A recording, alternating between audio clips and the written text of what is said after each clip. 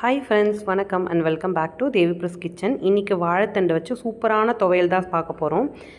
வடை சட்டியில் பார்த்தீங்கன்னா நல்லெண்ணெய் ஆட் பண்ணியிருக்கேன். இப்போ 4 பல்லு பூண்டு, ஒரு பெரிய வெங்காயம், காரத்துக்கு ஏற்ற அளவுக்கு காஞ்ச மிளகாய் ஆட் பண்ணியிருக்கேன். நான் ஒரு 5லேருந்து 6 காஞ்ச மிளகாய் ஆட் பண்ணியிருக்கேன். அதை நல்லா வதக்கிக்கலாம். இப்போ அதே எண்ணெயில் பார்த்தீங்கன்னா ஒரு 2-3 டேபிள் ஸ்பூன் அளவுக்கு கடலைப்பருப்பு, ஒரு 2 டேபிள் ஸ்பூன் அளவுக்கு உளுத்தம்பருப்பு, இது ரெண்டுத்தையும் சேர்த்து நம்ம நல்லா கோல்டன் ப்ரௌன் கலர் வர அளவுக்கு நல்லா ஃப்ரை பண்ணி எடுத்துக்கலாம். கருக விட்டுறாமல் பார்த்துக்கோங்க. நல்லா ஸ்லோ ஃப்ளேமில் நல்லா குக் பண்ணி எடுத்துக்கலாம். இந்த துவையல் பார்த்திங்கன்னா ரைஸோடவும் இட்லி தோசையோடவும் சூப்பராக இருக்கும். கட்டாயமாக ட்ரை பண்ணி பாருங்கள். குழந்தைங்களுக்கு நம்ம என்ன காய்கறி கொடுக்குறோன்னே கண்டுபிடிக்க மாட்டாங்க, பெரியவங்க கூட கெஸ் பண்ண மாட்டாங்க. அவ்வளோ சூப்பராக இருக்கும் அந்த வாழைத்தண்டு துவையல். இப்போ நம்ம ஆல்ரெடி வதக்கி எடுத்த பூண்டு, இஞ்சி, வெங்காயம், காஞ்ச மிளகாய் அதெல்லாமே இந்த பருப்போடு ஆட் பண்ணிவிட்டு ஒரு தடவை நல்லா பரட்டி விட்டுக்கலாம். இப்போது ஒரு பெரிய தக்காளி பழம் வந்து க்யூப்ஸாக கட் பண்ணி நான் சேர்த்துருக்கேன். இது எல்லாமே நல்லா ஸ்லோ குக் பண்ணுங்கள். எதையுமே ஹையில் வச்சு இதை பண்ணாதீங்க. இப்போ கொஞ்சமாக மஞ்சத்தூள் ஆட் பண்ணிக்கலாம்.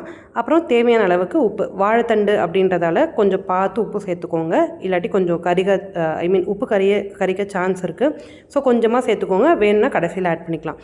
இப்போ நான் கட் பண்ணிவிட்டு தண்ணியில் ஆல்ரெடி ஊற போட்டிருந்த வாழைத்தண்டை வந்துட்டு இப்போ இந்த குக்கான வெங்காயம் தக்காளியோடு சேர்த்துக்கலாம்.